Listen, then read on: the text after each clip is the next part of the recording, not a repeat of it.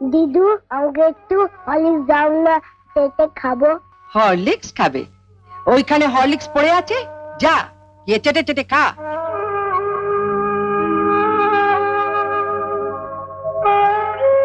মা,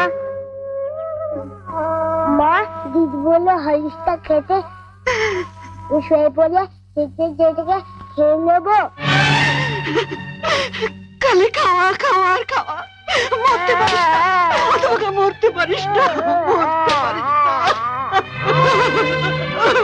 ওকে মারছো কেন? ওর কি দোষ?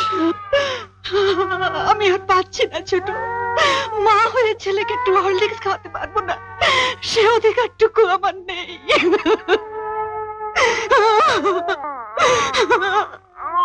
উনিও তো মা, ওনারও তো সন্তান আছে।